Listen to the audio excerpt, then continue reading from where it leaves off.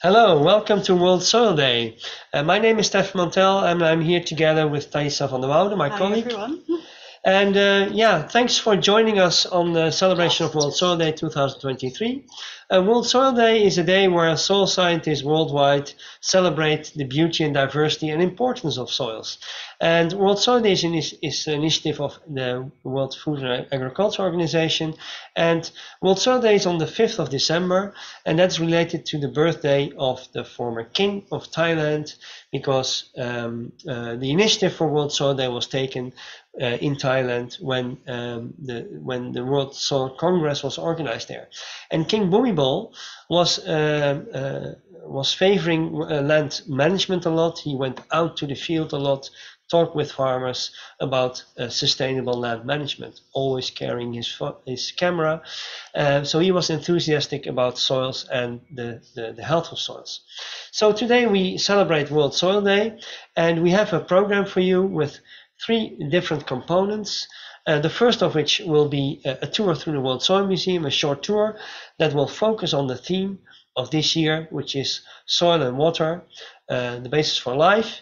And so we'll discuss a few soils in light of soils and water. The second part will be about climate smart soil research in Ethiopia of the land soil crop hubs, and you will get an introduction by Thaisa and Musefa. And the third segment will be, third part of this program will be about global data on soil and water, specifically related to SoilGrids, and Laura Poggio and Eva Maria Turek will present about this. After each segment, there will be a chance for questions, and there will be interaction. And let's start with the program now. Yeah, and we will ask everybody to mute their microphones and really put the questions in the chat so can address them after each segment. Also, this video will be broadcast on YouTube, so if you don't want to be in the video, please turn off your camera. And with that said, let's start with segment number 1. I will ask Stefan to go and prepare himself while I give a small introduction. So Stefan will be presenting the tour to the World Soil Museum. Stefan is a senior soil scientist and agronomist and has more than 20 years of experience working in projects on sustainable land management and soil science. And he is the head of the World Soil Museum. So who else could better take us on the tour? So, Stefan, are you ready to take us along? Yes. Can you hear me too? Good. So, it's World Soil Day. We talk about soil and water. And soil and water are intimately related. And water passes through soils and is crucial for soil formation. Without water, there is no real soil formation. And also, soil and water is a basis for life. Our plants grow in it, our vegetation, and soil is an important buffer and also filter for water. Now let's have a look at a few examples of soil and water. And let's start with the soil actually below this museum. If we dig a profile below this museum, which we have done, what does the soil look like? And let me turn the camera here. Then we have this soil. This is a sandy soil. The museum is built on Pleistocene cover sands, so that is a remnant of the ice ages. And this cover sand is, you see here in the subsoil is whitish colors, and then we have a dark brown topsoil, which is caused by organic matter accumulation because of wet conditions. And here we see the top of the groundwater where it fluctuates, where iron precipitates and is reduced first, is mobilized, and then precipitates on the top of the average groundwater level. Now, this is a place in the landscape where water accumulates because of water infiltrating from higher hills and then coming just creating the high groundwater level here. So we see here clear evidence of gleic properties, which means influence of groundwater through these oxymorphic features. So that is the iron mobility and precipitation. Now, if we then walk to, we are in the World Soil Museum, where you see a lot of soils on the walls, of course. And well, the data of all these monoliths, they are all accessible through internet and on our digital media here in the museum. Now, if we look at the segment of soils in the Netherlands, let's stick to the Netherlands for a moment. The Netherlands are actually the lowlands. So we are at the mouth of big rivers close to the sea. So there's a lot of water that accumulates in our country because of our low topographic position and because of the vicinity of rivers and the sea. Now we have marshland, so lands which are constantly inundated. And in those landscape units, you have peat soils, organic soils. And let me show you an example of that. If you have peat soils, they form in watery conditions, so completely water-saturated conditions over long periods of time. And then you get accumulation of dead plant material that remains, that is conserved in those oxygen-poor conditions. So you see, in fact, what you're looking at is a heap of dead plant material, which is actually nothing else than plant material, organic matter, and water-filled pores. And then on top, there's a clay layer because of inundation by the river. Now, these peat soils, they used to be excavated by people before we had central heating in houses. They excavated the top layer of the peat soil, dried that, and that was brought to cities to burn in stoves for heating the houses. But what remained in the landscape was a lake, actually. And then people ultimately needed land, so these lakes were drained and poldered. There were dikes put around areas. The water was pumped out with windmills, and then that was used for grassland. So that is how peat soils were managed. And if you look at mineral soils in our river landscapes, then the picture is quite different. For instance, this is a soil from a levee, so a bit higher up in the river landscape. But what we see is actually a beautiful soil in many aspects. First of all, in fertility, it's a fertile soil. But looking closer, we see wormholes going down very deep in the soil, bringing also down organic matter. You see the dark colors here. We see roots following the same pattern. And this is a well-structured soil. And these pores are created by bioturbation. So a lot of life activity by worms and other organisms in the soil that create pores. And these pores are then excess roots and stores for water. So a well-aerated, but also a soil with good buffering capacity for water. So good water supply during dry parts of the year. Now, let's walk a bit further in the museum. You see here a climate wall with a range of colors. We see different climate zones projected on the wall where soils are presented that are typical for those climate zones. So here we have the humid tropics. We have the hyper-arid region. We have so that means desert-like conditions. We have the temperate area, subtropics, and then going towards the steppe and the colder regions. Now, in the drier zones of the world, where there is a precipitation shortage and an evaporation surplus, then of course the soils first of all have different properties because you get accumulation of specific components like carbonates, gypsum, and salts that travel upward in the soil with evaporating water.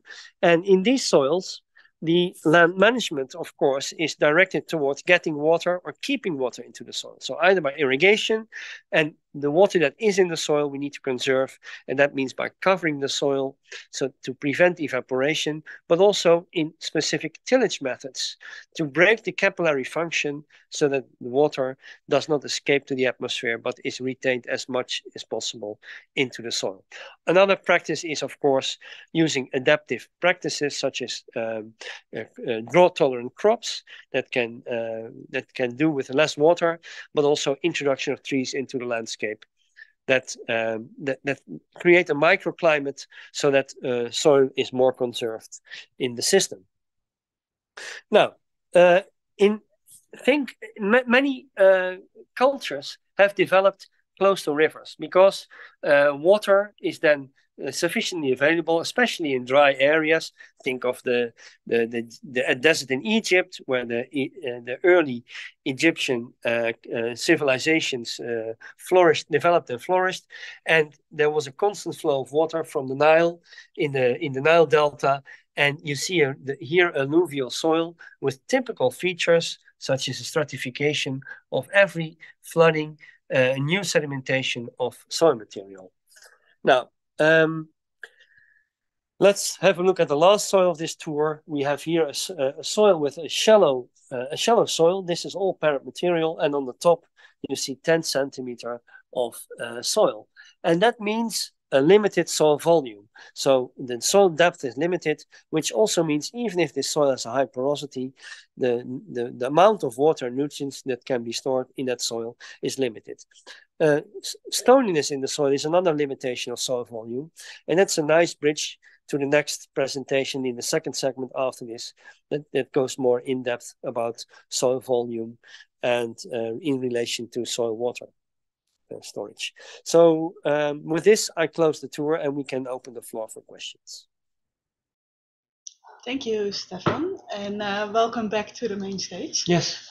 We have some time for questions. So the first question that we're getting is, can you give an example of how methods are effective or not in the soil water management in the current climate crisis? Yeah, so the trend in the past decades, or let's say last 50 years, was on a production increase. So enlargement of scale, especially for instance in the European Union, but also in other countries, enlargement of scale, more high input farming, more mechanization, irrigation, drainage, etc. And that has increased food production a lot. But with the climate crisis, the agricultural systems are a bit more vulnerable to shocks, especially droughts, and that is a fact that land management have to deal with. And then sometimes they refer to practices, let's say traditional methods or adaptive practices, and they include, for instance, let's say using cover crops, introducing of trees, alternative crops that are more drought resistant. So then these are among the choices to be made. But it is also trial and error. People have to find out what works best in their given conditions. And have you seen this also in real life practices? Many examples where, for instance, big operating plantations suffer from drought because the weather is less reliable than before, and so the winter basins don't fill up as much with rain as they usually do. But I also have seen smart solutions to that. For instance, if I think of Spain, a country that I visited a lot, there was a plantation of citrus, and they had really problems with irrigation and with drought. And what the farmer responded quite spontaneously, and he had clay brought into the valleys the lower parts of the plantation, so that the water that falls onto the plantation doesn't escape in the deeper layers of the soil or outside of the plantation, but it's stored on these impermeable layers, and then he could use that to water the plants. So that's a kind of water saving practices on the plantation itself. Oh, very interesting. So that's just one example, and there are many. Yeah, and that's of course very accurate in this time of year with all the climate changes. Yes, and manipulating infiltration actually of the soil. Yeah. Another question that we got is, what soils are typically best in water buffering and supply water for crops and vegetation? Yeah, so you've seen on the wall here, there are many different types of soils with different clay content, different organic carbon content, stoniness or no stoniness, soil depth. And but what typically are good water conserving soils are soils with high clay content and a good structure. And then the structure, you have micropores and macropores, and they are a kind of stores for water, especially in the subsoil. And plant roots will find their way to the deeper layers to extract water from in between the clay minerals, but also in the structures to survive drier parts of the growing season. Yeah, and so clay content and organic matter content, those are important, and the structure. Yeah, and how is that in the Netherlands? Because we are based in the Netherlands. How does this affect soil? Yeah, the Netherlands is also affected by drought and climate change and less predictable climate. So sometimes we have a surplus of water because of high rainfall, and then we have flooding, but also drought, even in the Netherlands where we were in low landscape position. And these droughts also demand response for farmers. So we have more irrigation, more use of groundwater, but of course that's also not an endless resource. And we also noticed that, especially in the western part of the country, where we are below sea level, with more water extraction in summer for irrigation, the groundwater is lowered, and we get intrusion of seawater, which means salinization of soil, hazard for salinization. And that also leads, let's say, the policy level to think, and land managers, about how to deal with this in the future. Because if we have more saline soils, we have to either desalinate these soils or use adaptive practices like salt-tolerant crops, for instance. Yeah, so you could say soil connects us all over the world. Oh, certainly, yeah. We all have the same issues, yes. going on. And we can learn from each other. For this segment, what are the effects of climate change in fertility of the soil?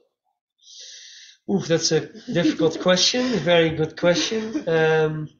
Well, of course, soil fertility is codependent on organic matter dynamics. And of course, organic matter dynamics will change with more or less rainfall and water conditions in the soil.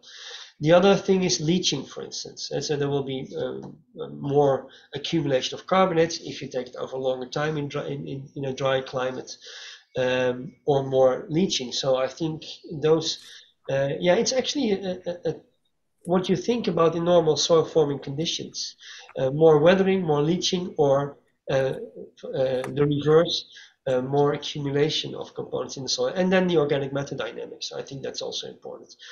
For soil health and a fertile soil, you need good soil life and also ultimately a buildup or at least conservation of organic matter. And certainly climate does influence that in terms of water dynamics in the soil and temperatures. All right. Well, thank you, Stefan, for this very interesting segment and your view on the soils and your knowledge and sharing that with us.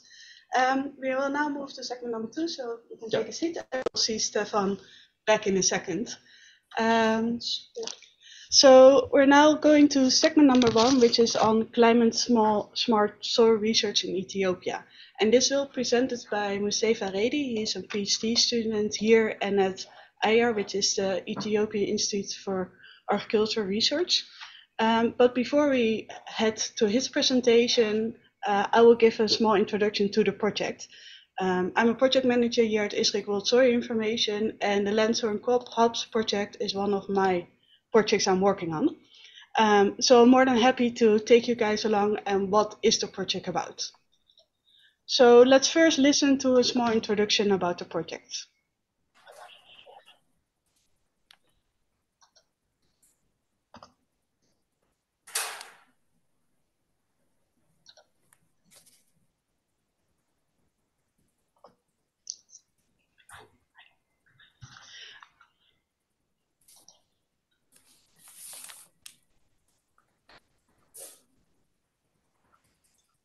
You can do the goals and I'll get it set up. So the video is unfortunately not completely working, so I will continue with the rest of the presentation, but you will get this video back from me. So the goal of this project is to develop this land soil and crop information systems, or hubs, how we call them, in Kenya, Rwanda, and Ethiopia. And there are a few important aspects that's linked to this project. So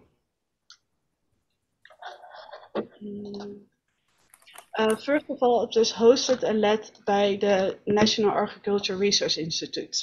And for Ethiopia, that is the IR, the Ethiopian Institute for Agriculture and Research. Secondly, it's designed based on user needs, and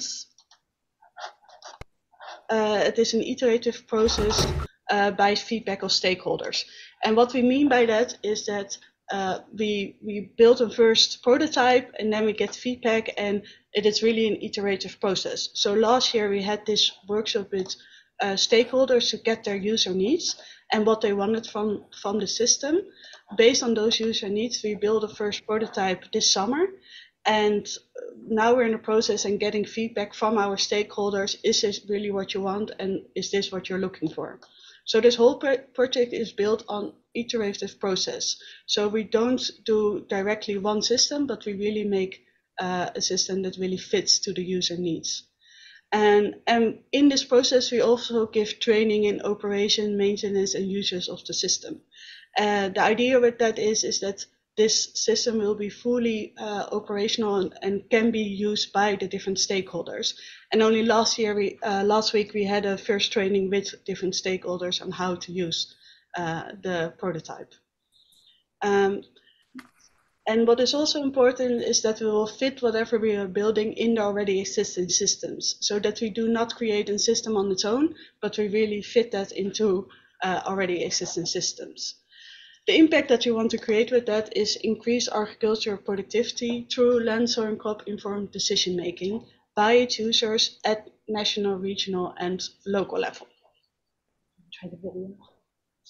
You want to do the video, please? So back to the video. And this will give a short introduction about the project concept. In East Africa, the land suffers under climate change. This threatens food security for a growing population. But there are ways to make the soil more resilient, to innovate in agricultural systems, and to produce food in a more sustainable way. To find the way, we need data. We want to bring together all available data on land, soil, and crops into national information hubs. To empower farmers, extension agents, researchers, NGOs, agribusinesses, and local and national governments to future-proof food production systems and support the rural transformation that is needed. Data supports decisions that create change.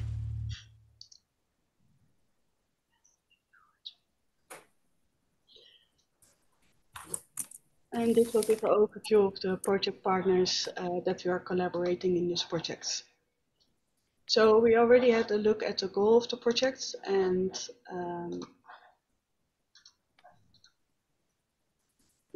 so what is the land, soil, and crop information system? So we bring together all available information on land, soil, crop, and climate to support decisions of the end users, to support them in decision making. But we also bring together data users and data providers, and we do that all together in one easy to access platform. And what it is, what the advantage of that is that we avoid duplications. So all available information can be found directly on one easy to access platform. It enables stakeholders to find other data providers and data users, exchange knowledge and information, and to use all this information for this decision making. For example, if you want to grow crops, you don't only need information about what type of crop you want to grow, but also what kind of soil do I have? What kind of fertilizer should I apply? What is the climate? Do I have heavy rains or drought? And how is the land looking? So do we have slopes or not? And all of this information combined will give the best decision making for the project. And this is what we're trying to build. And what I said, we are working in these iterative cycles. So we had a prototype built only last summer, and now we're getting all this feedback, and we're going to build a new system in 2024. And this is just an overview on how this will look like. We find people, we make sure that stakeholders can find data and go through the catalog and use all this information for their benefits. So this was just a short overview on the project, and now we will continue to the presentation where we are here for today. And that will be given by Musefa Redi. His PC project is about generating quality assessed soil and crop information to derive climate-smart fertilizer recommendations in Ethiopia. And part of his research is measuring the rooted soil depth in the field. And this rooted soil depth is part of the total water capacity retention of the soil. And what that means, that Musefa will show himself.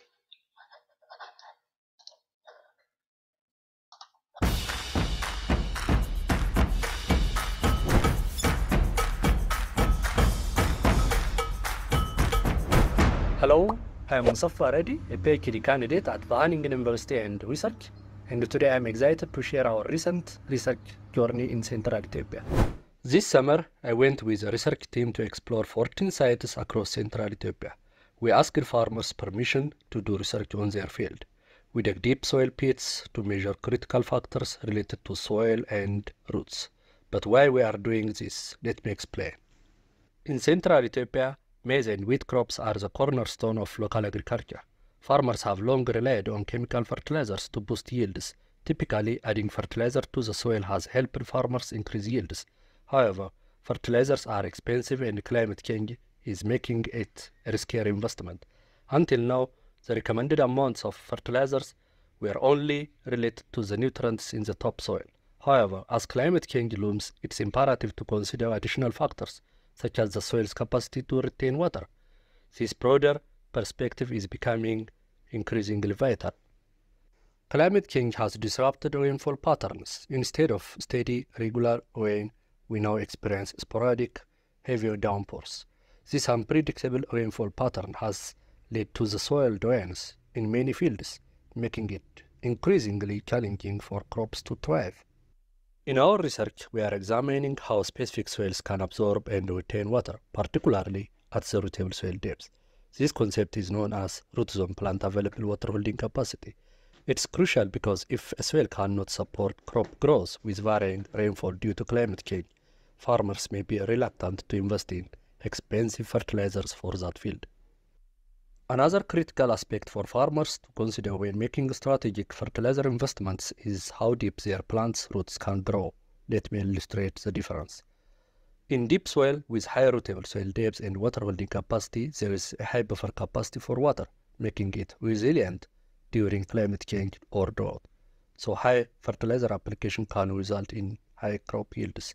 On the other hand, in shallow soil with low rootable soil depth and water holding capacity, there is a low buffer capacity for water, making it vulnerable during climate change or drought events. So high fertilizer application may not lead to high yields.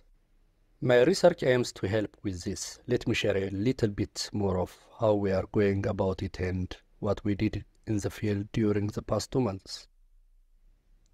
During the 2023 main cropping season, we conducted fieldwork in Central Ethiopia to collect field data focusing on maize and wheat crops.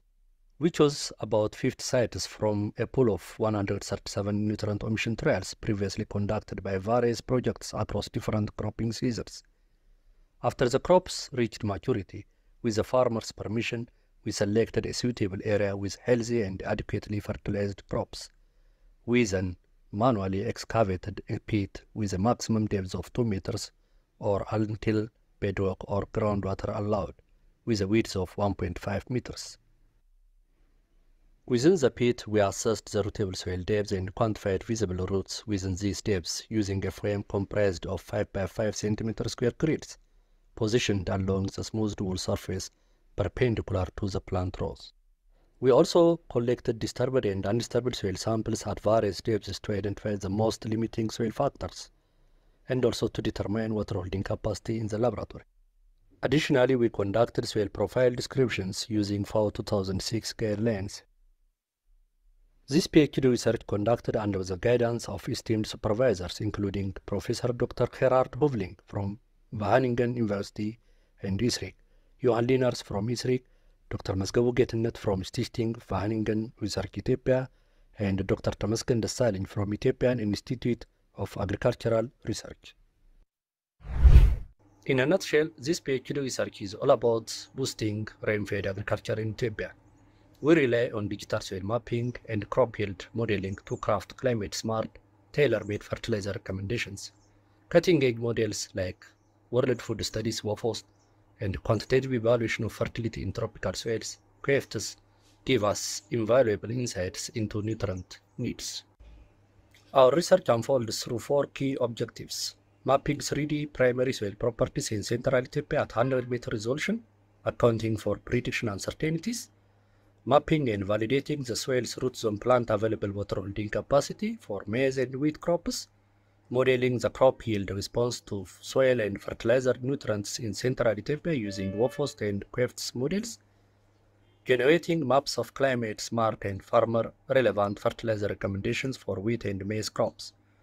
This page research is in alignment with and receives support from the Land Soil Crop Information Services (LSC Hubs project.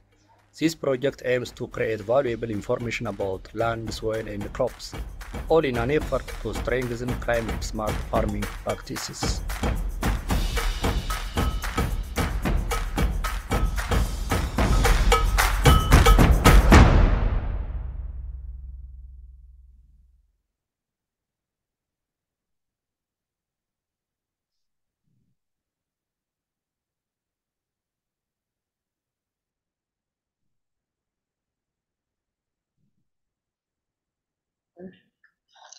Thanks, Musefa, for that very interesting presentation.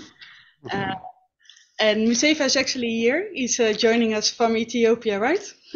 Yeah, I'm here. Hello, everyone. Happy World Soil Day. Happy World Soil Day. We got a few questions from the audience to you, Musefa. So what are the main lessons learned that you have from your fieldwork so far? Actually, in most cases, when I do a field research and I asked farmers how the rootable soil depths for maize and wheat crops, and most of the farmers, just a few centimeter, maybe for maize, 20 centimeters, 30 centimeters, the maximum rootable soil depth, and for wheat, 10 centimeter, 15 centimeter. But actually, when I dig a pit and when I do field work and determine the rootable soil depth, they were so surprised because, for example, for maize crop, even they didn't imagine the rootable soil depth can go beyond 100 centimeter. Sometimes it could be 130 centimeter, 150 centimeter. So they were so surprised. And that crop, the farmers usually give fertilizers only for the topsoil. The crop's roots can go beyond to search water.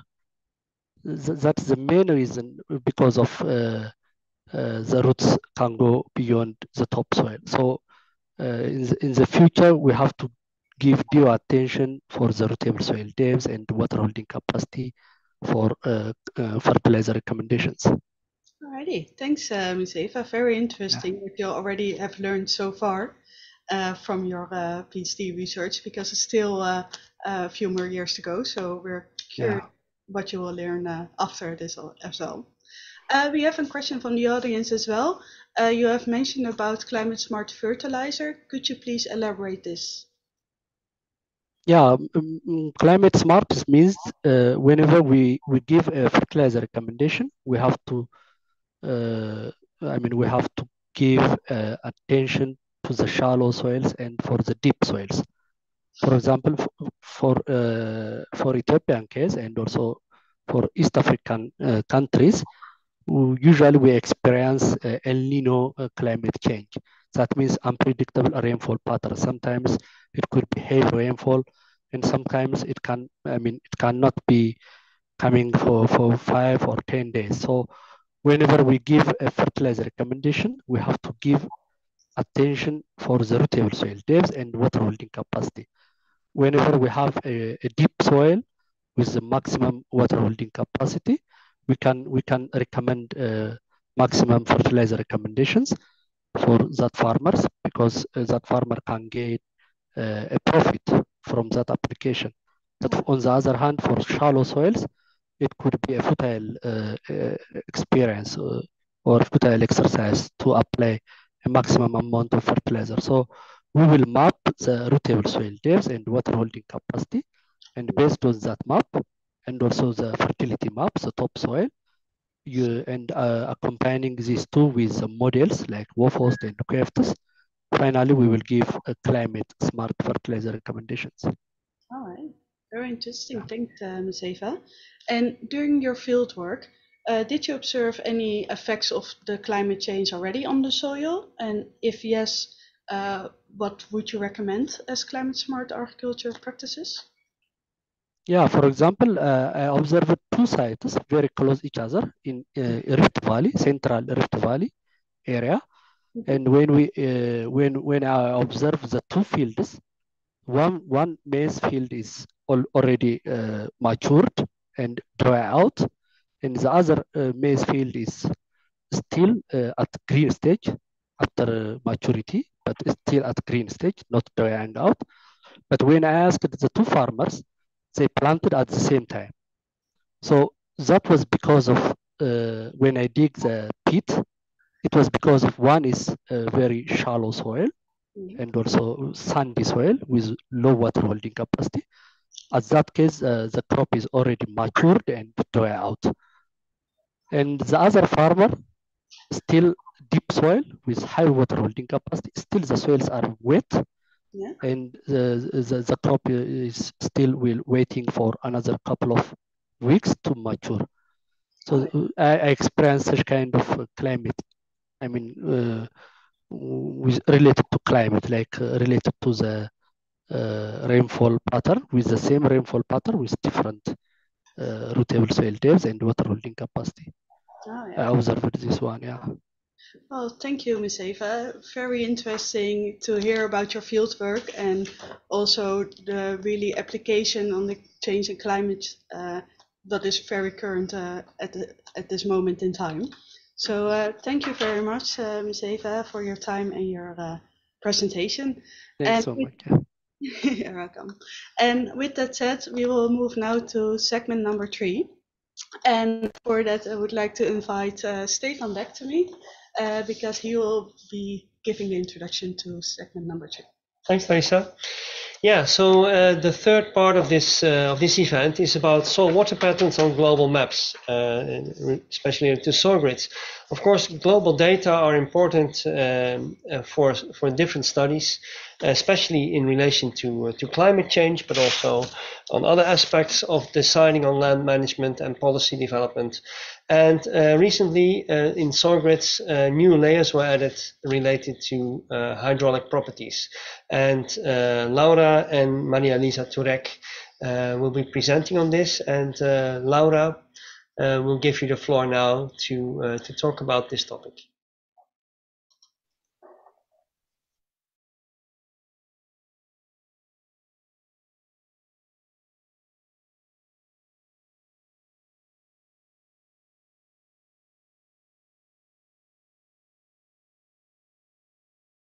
Off the sound here.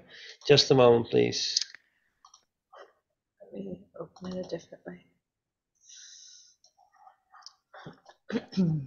There you go. Try again.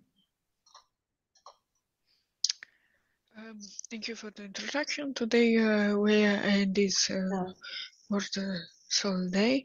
We're talking about some special pattern for soil water retention on global scale derived from SoilGrid.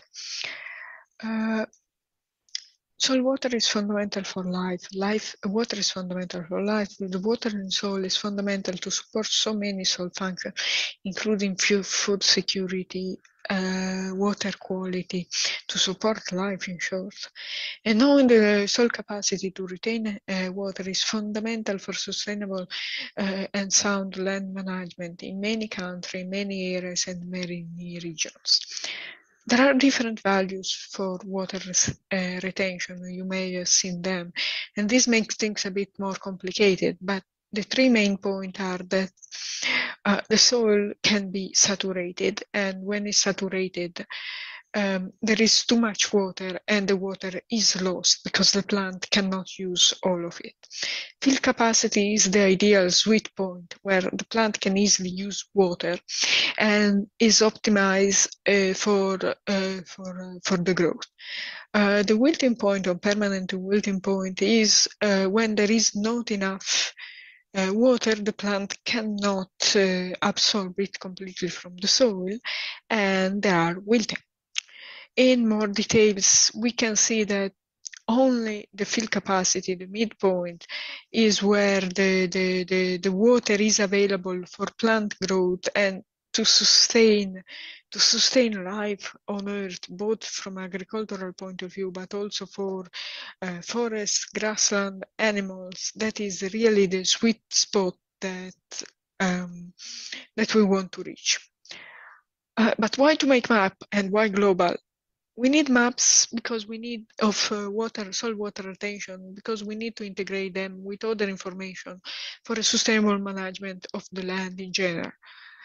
Global information is maybe not the most accurate you can have, and for sure should not be used to check what is in your back garden, but is useful for other modeling, for example, climate scenarios. There is a climate meeting going on right these days, and in general to identify trends that can be useful to be highlighted for national stakeholder or even at more local level when there are no other data available. So here we have some water. This is just an indication. You of the first 5 centimeters of the soil. You can see that we have much higher values, of course, in the Arctic soil, where we have deep soil with a lot of organic carbon. You may have heard of peat bogs or fens, this type of ecosystem, boreal forest, all areas with a lot that can store a lot of water and that are useful. And then we can see that, okay, in Africa, in the desert, we have very little capacity to store water, but also in some areas of the tropical forest, there is a lot of water from climate, but the soil is less capable of storing that. But these are just general spatial trends.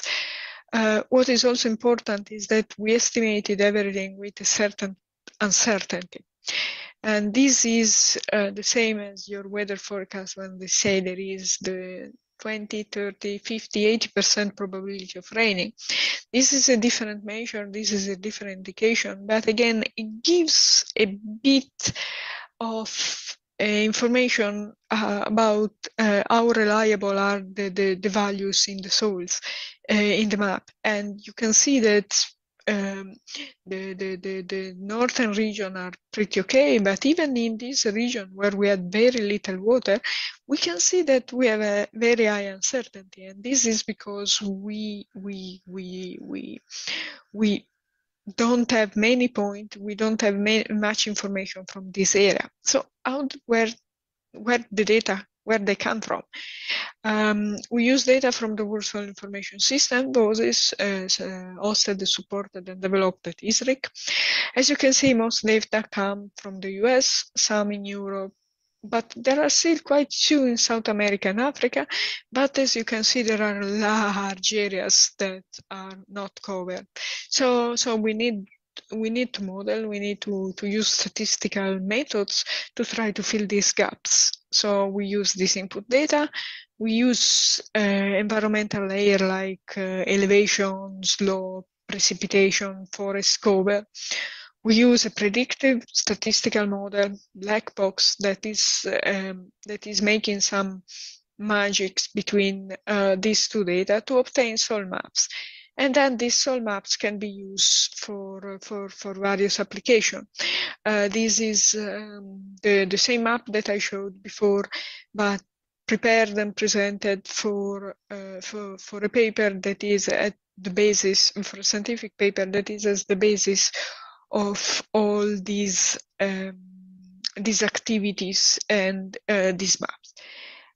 Do you want to play with this? We have a website, SoilGrids.org, where you can go. In the physical soil, you can, for example, choose the different type of soil water. Here we can also have a legend. Then you can, for example, zoom. Let's go in the Netherlands, and you can see it. You can compare with the uncertainty. You can check a different depth, and you can click on a pixel. You can click on explore, and you can see the physical property is going to take a little bit, but it's going to come, hopefully, getting there. Today is particularly slow.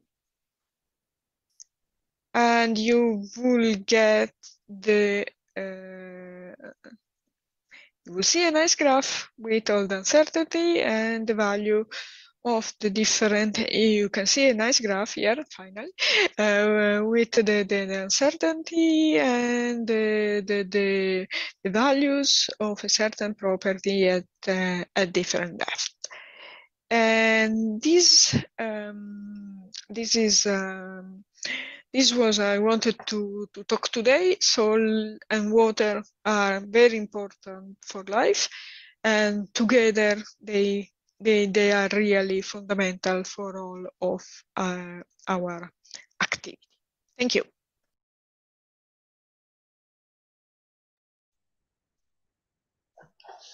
Okay, thanks a lot, Laura Pocho and Maria Lisa Turek, who are the key persons in this in producing these maps together with the digital mapping team of ISRIC. So you are joining us. Hello, Maria, Elisa, and Laura. Thanks again. Yeah, I think it's a fantastic product. Also, it's beautiful to look at for one, but it's of course functionally very important. I think it's a long-awaited product. I got, at least myself, several times requests from users if this was going to be available.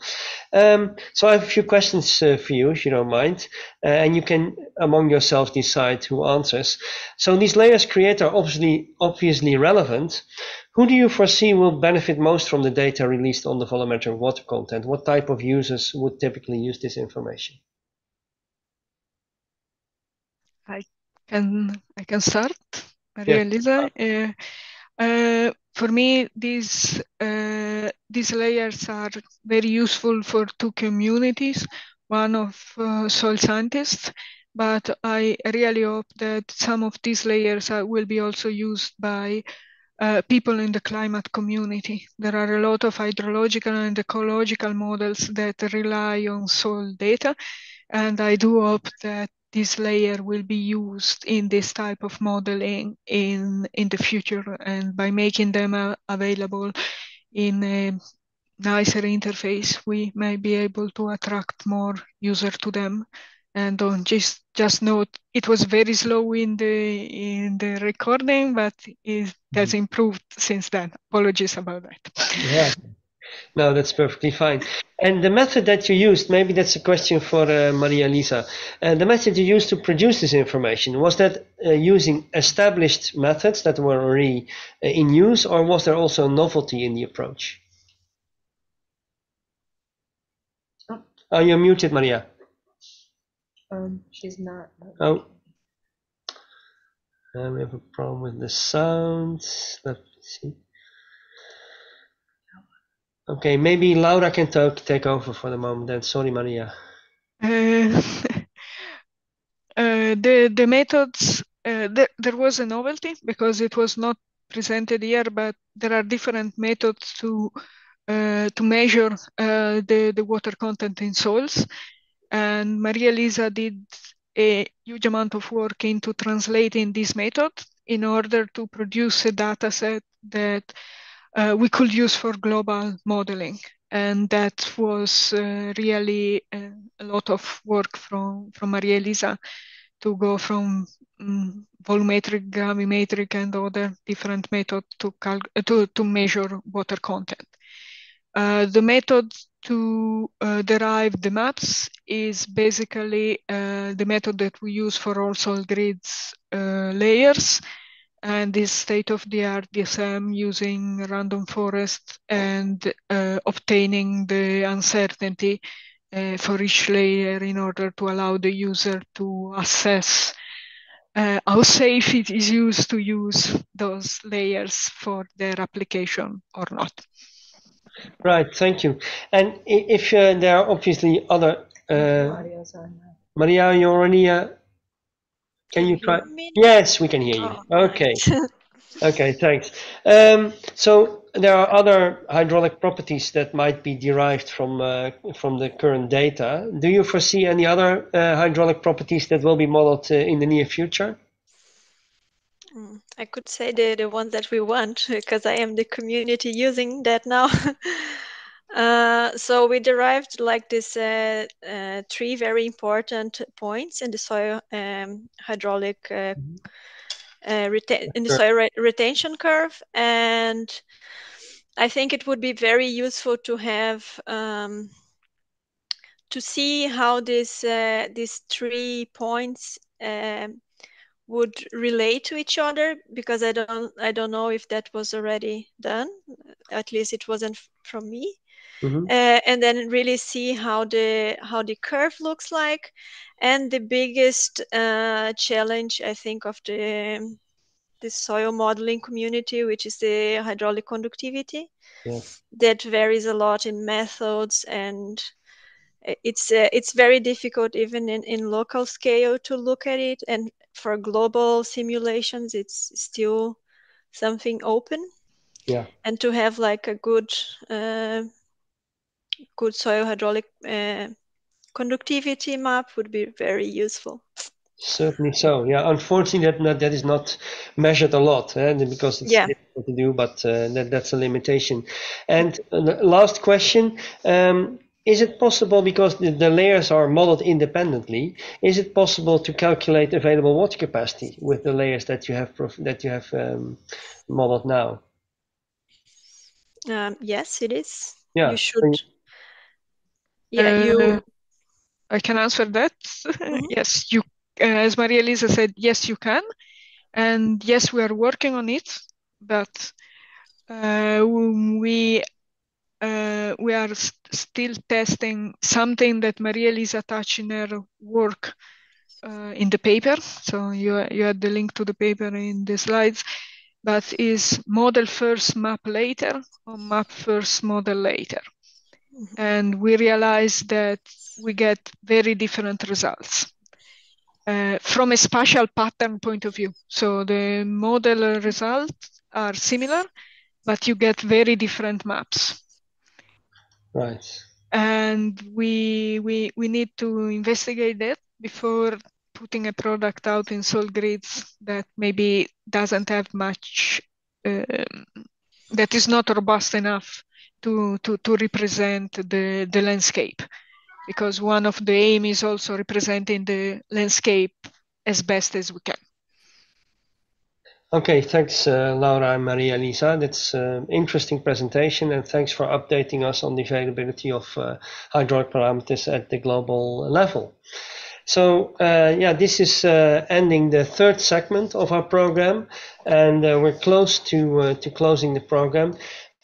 So what have we seen? We have discussed different soils and surplus and shortage of water, and a bit relation with management methods, which is more actual today than ever.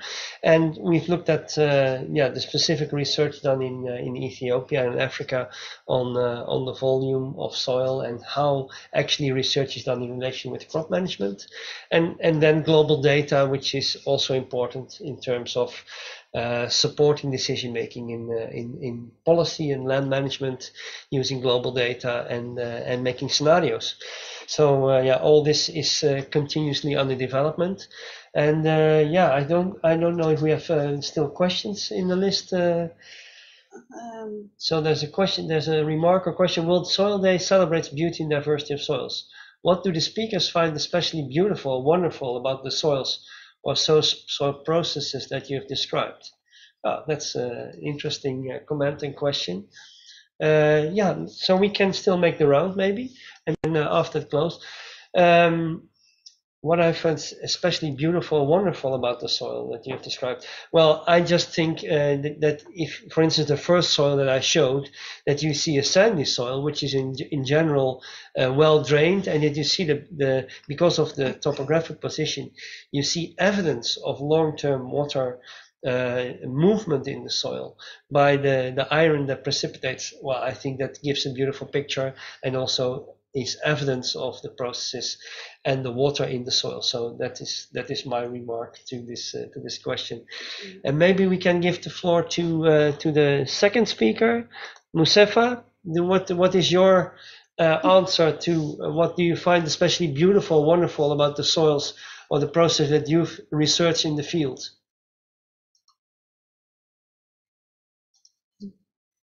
You need to unmute Musefa. You need to unmute Musefa. Yes. Yeah, when I do my field research, especially usually, I mean, soil scientists, agronomists give attention mostly for the topsoil. But when I dig a pit up to now, I dig about 18 profiles. After we make the video, we add 4 profiles or pits. So whenever we do the field work, we have to give an attention for the rootable soil depth and water holding capacity. I know it's very expensive to dig several profiles and to have a map for the rootable soil depth and water holding capacity. But at least for a validation, we have to dig some profiles as a representative to validate the map. Actually, the map is already produced by the ISRIC, the rootable soil depth and water holding capacity map for Africa, for sub-Saharan Africa. But that map should be validated, at least with some profiles. Okay, thank you, Musefa. Yeah. And maybe finally, Laura, do you have an answer to the question posed? Soils are great, soils are mysterious, and we need to explore them more and especially explore, from my point of view, their spatial patterns, because they can reveal things hidden in the landscape and hidden in the way that people use the landscape now or in the past. Thank you, Laura. I think that also really fits with my idea. I think the soils are so complex and actually they're the base for a lot of things. So for the crops that we grow, how we develop our lands, how we manage our lands. So yeah, same point of view, Laura. I think the soils are very interesting to be studying. Great. Well, that's a nice way to close also this meeting. It's World Soil Day. Enjoy World Soil Day and keep the whole year the focus on soil. We are all soil managers, even if we don't have a garden. We are consumers, which relate to large change that ultimately relate to how the soils are managed. And we want to have them managed sustainably. And in your garden, of course, you are the manager of your soil. If you have a garden, keep the soil covered and keep it healthy. And enjoy the rest of Soil Day. And I would like to thank our co-workers here that are behind the screens that have facilitated this meeting, Emily Toner and Mara Grandia.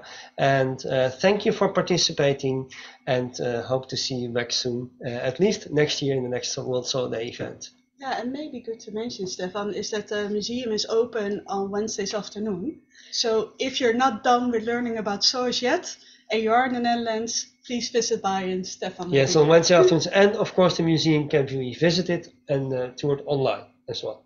Yeah. Thank you. Thank you very much. Bye-bye.